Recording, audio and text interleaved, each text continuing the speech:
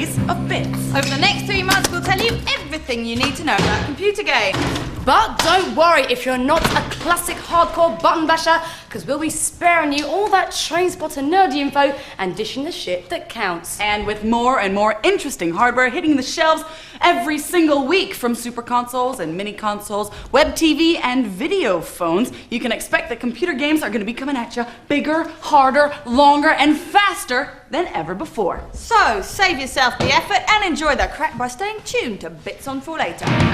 With the high-powered PlayStation 2 looming on the horizon, are the days numbered for the original super console, the Dreamcast? We compare the PlayStation 2 megastar lineup with Dreamcast's forthcoming internet-ready titles. And if you are going to order yourself a PlayStation 2, we take a look at the top 3 titles in our Bits Battle of the Beat-em-ups.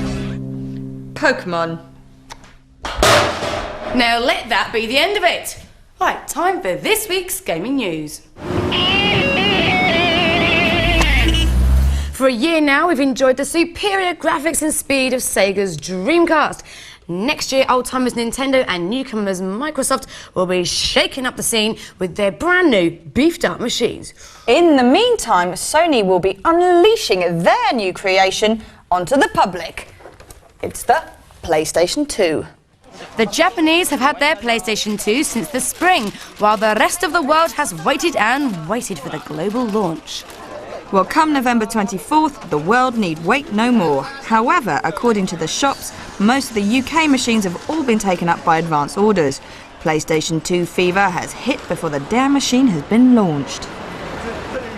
Time for the once mighty Dreamcast to be very afraid. Is the PlayStation 2 going to send out on a slow and painful death? Well, that all depends on you. Here are the pros and the cons. Well, for £299, your PlayStation 2 will not only run your games, but also play your DVD movies. Your Dreamcast can't offer that attraction. No, but then again, you can pick up a Dreamcast for roughly half the price. So what does that leave? The internet. Internet access on these machines means logging on to games against opponents from around the whole world, as well as all the usual email malarkey and shopping without the bags. Anyway, the internet situation is pretty clear. PlayStation's online world doesn't appear until next year, modem not included, while you can surf right now on the Dreamcast. There's not a huge choice of online Dreamcast titles at the moment, but by the time the first PlayStation 2 arrives, Dreamcast's online gaming will have come of age. All that's left is the very reason we buy any console, the games. So let's take a look at what's available on launch day and beyond. For the definitive word in racing games, few titles come close to the Gran Turismo series. The polygon detail is simply stunning this time round, but that's just about all that's new. You'll have to press hard on the touch-sensitive features of the new PlayStation 2 joypad to squeeze any more juice out of this game. As yet, a release date is unconfirmed, but don't expect this new GT until next year. I guess they'll have to call it Gran Turismo 2001. You've got to sock it to somebody, and who better to give you some top tips than a beat-em-up like Tekken Tag Tournament. Round 1, fight! Faster than before, more spectacular than ever, and now with a team player feature. Yes, in this latest Tekken, not only do you get lots of support from computer-generated bystanders, but you also get to team up 2 against 2. Hence, the Tekken Tag. Tag. It's certainly a popular series, but it's not the only beat-em-up you can buy for this machine. We'll be taking stock of some of your other PlayStation 2 martial arts favorites later in tonight's show. But if all that earnest Oriental martial arts violence is a little too much for your coconut hot dog brain, then check out this little number. Let's get ready to rumble! Ready to Rumble started life on the Dreamcast nearly a year ago. This sequel has also been versioned for the PlayStation 2, which is nice as it certainly is an unusual game, combining full-on beat-em-up aggro with some of the dumbest comedy touches. You tame, you train, they bust up their brains. Men, women, big folks and skinny folks all collide together in this update of a colourful classic. The next game in this PlayStation 2 rundown is just plain odd. Once there was a two-dimensional land called Oddworld. From it came a game called Abe's Odyssey, in which a disgruntled meat packer started a revolution. This was followed up with Abe's Exodus, until finally they cooked up a third in the series and a new character called Munch. The game is called Munch's Odyssey. The chief innovation of this PlayStation 2 title is that for the first time, Oddworld is a 3D experience. And blimey, does it look good! This, by the way, is not the pre-game movie, but the game itself. Wow. Skulls out and bovril and pies all round. It's footy time with International Soccer Star 2000. ISS 2000 is arguably the football simulator of the game's connoisseur. While the FIFA series is replete with real player details, ISS is pure football. You won't learn any facts to bore barmaids silly with down at the pub, but you will get an accurate treatment of the beautiful game. Some might say it's more accurate. If you're a blooter the ball up the pitch kind of player, then it's game over for you, pal, because this game won't stand for it. One title that's appearing on 3 high-powered platforms is shooter sim Silent Scope. Here's Alex with the lowdown. If the moral majority ever needed a scapegoat for clock tower psychos, Lee Harvey Oswald, and the odd far-sighted delusional stalker, well, Konami's Silent Scope, the sniper sim, could just possibly be presented as the alleged main packer. But hey, what could be better than lining up your prey in the crosshairs and letting rip? At least they cast you as the good guy. It all began in the arcade halls. You know the routine, you know the game. It sits in the darkest, broodiest corner of your local arcade, surrounded by twitchy people in dark glasses. But don't be put off by the social freaks. Shove a coin in the slot, pick up your lovely big gun, and cream the bad guys with precision and excellent timing. With the original arcade box, you get this huge screen and a sniper rifle-esque hunk of plastic with its very own mini LCD screen. As the good guy, you've got to save the president and his family from the bad guys. Swing your weapon towards the offenders and peer through the magnifying eyepiece to line up your ignorant victim. Pick them off and get additional time for headshots. Kinda sick, but hey, it's a job. But no longer willing to shell out pound after pound after pound, today's console kids are demanding sniper simulation in the comforts of their own homes. Thankfully, the next gens are here to deliver those chunks of brain right into your lap. Jackie O style. The Dreamcast is the first to deliver this bloody pulp to your living room. Sadly, the people who brought you the virtual fishing rods poo-pooed the idea of supplying a virtual assault weapon with this game, so there's no customized controller. But does that matter? Although the graphics are arcade perfect and the little animations of dudes falling off buildings gives you that same proud little tingle, nothing quite beats the feel of that toy gun butt lodged in your shoulder.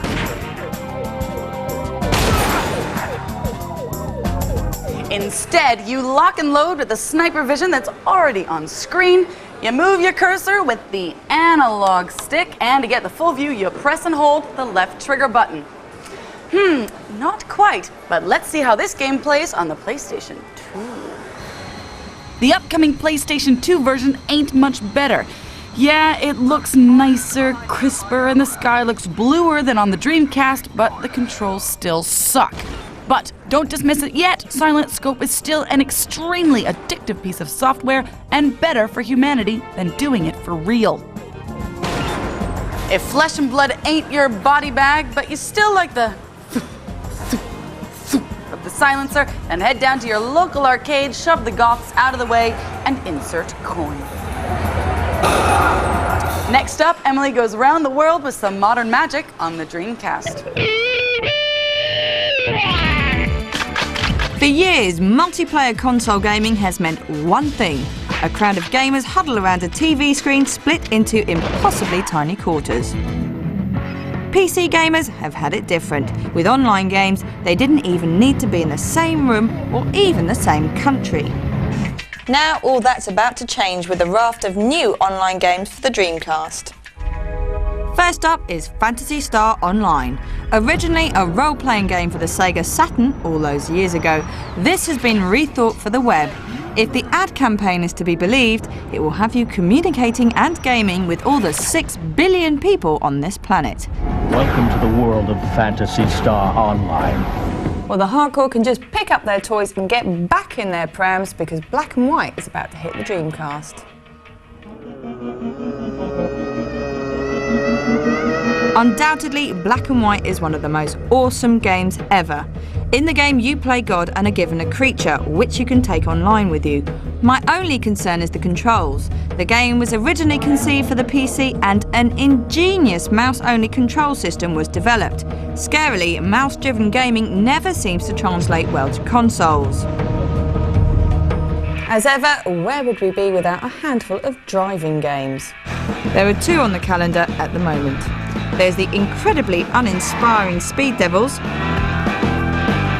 and the really fast Pod 2.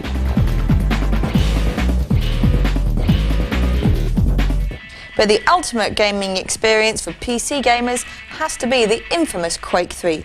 Well, guess what? Come November, Quake 3 will be available to play online on your Dreamcast. Sadly, there isn't to be a tete-a-tete between PC and Dreamcast, as the 2 systems aren't compatible due to the lack of a certain hard drive. However, a patch for PC players is always a possibility, and there's no game where they're going to want it more than with Quake 3. So, there you have it, and you better get used to it, because come this time next year, all gaming will be like this, be it on console, on PC, or on your mobile telephone. The whole world is now an arcade. If you want to find more juicy info about online gaming or indeed anything about the show, then check out our website, where you can also partake in our Top 50 chart. Yep, over the coming months we want you to vote for the Millennium Top 50 games of all time. To find out more information and of course to place your vote, go to our website at www.forlater.com/bits. Join us after the break for our PlayStation 2 Battle of the Beat-em-Ups.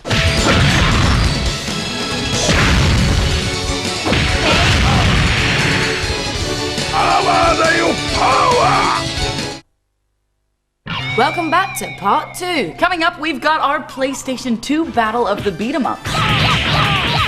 And, well, it wouldn't be Bits without a competition at the end of the show. So stay tuned for that. But first, it's time to take a swatch at some of the games available right now. Here's this week's Bits Shop Shelf. We've got a triple pack of sports sim action this week with Sydney 2000 in the starting blocks. If you missed all the Olympics magic on the telly or want to relive the whole experience all over again, then what better way to do it than with the official licensed game, Sydney 2000. The whole shebang is here. So go for gold in the 100-metre sprint, the high jump or the freestyle swimming, or whatever it is that tickles your fancy. It's all good, clean, sporting fun. All they've left out is steal the torch, slag the monarch and hijack the event. Struth. Where would we be without the football management simulator? Well, thankfully, they just keep churning them out. In at number 4 is Football Manager 2001 FA Premier League. Get yourself the sheepskin coat and cultivate that sulky, pissed off on the sidelines expression. You're a football manager now, and it's time to take your club from the lower divisions of the FA right up to the Premier League. At number 3, the game that everyone's been playing comes from a world of lemon barley water and glimpses at white panties. It's Virtua Tennis, of course, for the Dreamcast. Virtua Tennis is Sega's first attempt at the sport on the Dreamcast and is one of the hottest chart hits of the day, going straight to number 1. Its success stems from its arcade simplicity. Anyone can pick it up and quickly find themselves dashing across court like a pro. At number 2 is Perfect Dark, but not on the muscle-bound N64, on the teensy-weensy little brother Game Boy Color. Now, how did they manage that? Nintendo know how to please their audience, but they're just plain spoiling them by packing the epic Perfect Dark into the Game Boy. The storyline and characters are the same as the original, but obviously something had to give. And guess what? it's the looks. That said, they've tried every trick in the book to keep it far from the bland, pallid world of Pokemon. Oh, did I say Pokemon? Shit. And in at number 1 on the bits, it's already out, so you can buy it chart, is a PC game. It's called The Sims. Living it up. The Sims Living It Up is actually an expansion pack for the smash hit original of last year.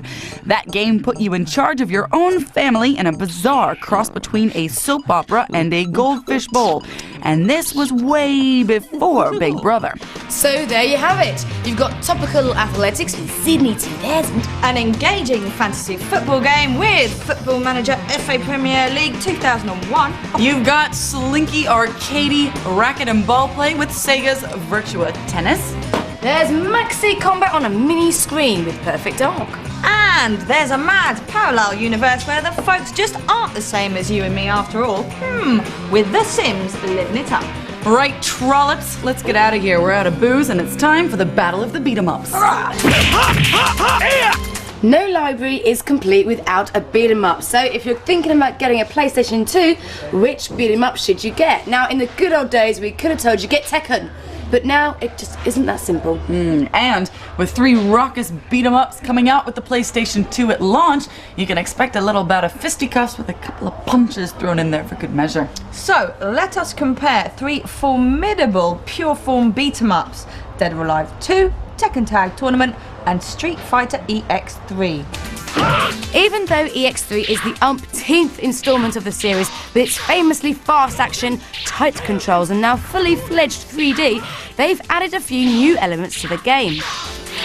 Like the new Tekken Tag, EX3 also has the strategic tag system where characters team up into pairs. But this one has the ability of full-on 2 against 2 combat. The fact that Street Fighter has always been more gimmicky, cartoony, and slightly freak showish is the reason Tekken fans will always look down upon it. But your street head will be happy to engage in the low-pain, high-gain EX3 experience.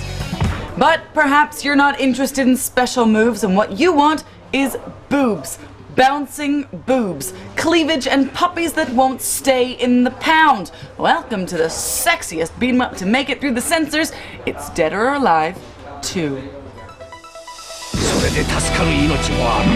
Dead or Alive 2 was released in the arcades in late 1998 and was ported in perfect form last year to the Dreamcast. Now it's defected to the Sony camp. The first thing that bounces into view is the simplicity of the controls. Unlike other lesser offerings of this genre, you can use the boundaries of the arena to great effect. But don't stop at the window or the precarious edge of a cliff. Oh no. Chuck or be chucked to another level and continue to brawl. Beautiful. What was once the undisputed champion on the original PlayStation now has a new swagger to its walk. It's Tekken Tag Tournament. In its latest incarnation, Tekken offers you the full range of players from the previous 3 titles, complete with new moves and superlative speed. Here we have the added bonus of the strategical tag. There's a lot to uncover in this edition of Tekken. Tasty indeed. So, in conclusion, what have we got? Well, we've decided to break these fighting classics down into 3 elements: speed, movement, and looks. Speed fast. Street Fighter EX3 looks blisteringly fast, but in reality, you only have to press a couple of buttons for a volley of kicks to be executed, so it's not really as fast as these mega attacks suggest. 1 point. Tekken, on the other hand, provides exactly the genuine response you'd expect from a class title. If you're nimble-fingered enough, the results will show. 4 points out of 5. Dead or Alive 2 doesn't quite live up to Tekken's standard, but it's not far off. 3 points. Next category is the moves. Street Fighter is as limited as it always was, leaving the long burn player little to discover. 2 points. Tekken, however, has a long learning curve as each character is truly specialised in his or her approach to kicking, punching, spinning, ducking, the works. 4 points. Dead or Alive 2 comes closer than last time. 4 points. And finally, we move on to the looks of these games. While Street Fighter EX3 has made the leap to 3D, finally, its backgrounds are stubbornly unimpressive. The perspective we may have, but the detail is missing. 3 points. Tekken, of course, has never looked better. You'll love all those people jabbing around in the background. 4 points. But here is where Dead or Alive 2 really excels. And it's down to that groundbreaking transition where characters leap from one scene to another and the camera follows along Matrix style. 5 points out of 5. So, on the score system, what have we got for these fantastic PlayStation 2 beat-em-ups? Street Fighter EX3 scored 6. And Dead or Alive 2 scores 12. Tekken Tag Tournament, also 12. It's a tiebreaker. So, it's up to the people to decide. If you want to vote for Tekken Tag Tournament or Dead or Alive 2 to get pole position, then drop us a line at our website, and the address is coming up at the end of the show.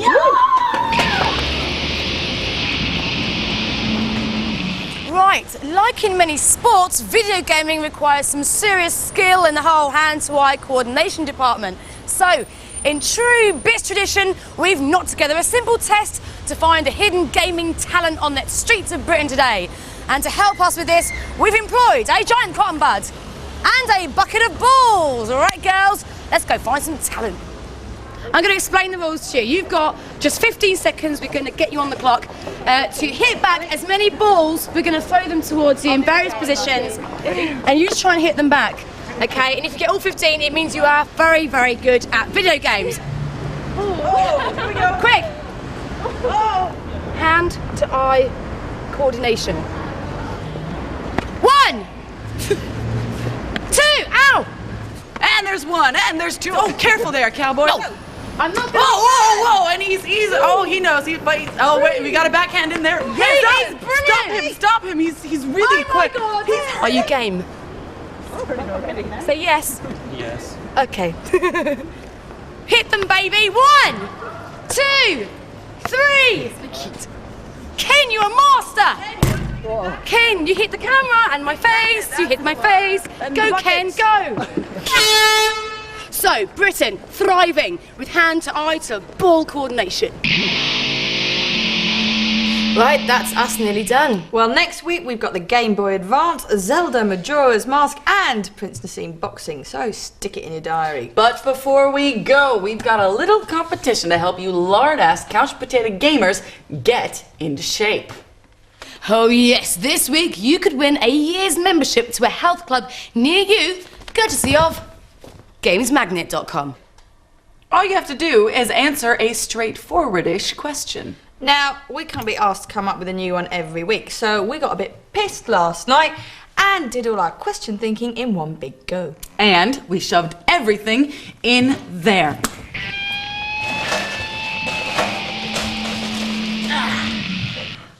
So, if it all seems slightly random, then sorry. And the question is, in ancient Greece, there are 17 words for love. How many are there for smegma?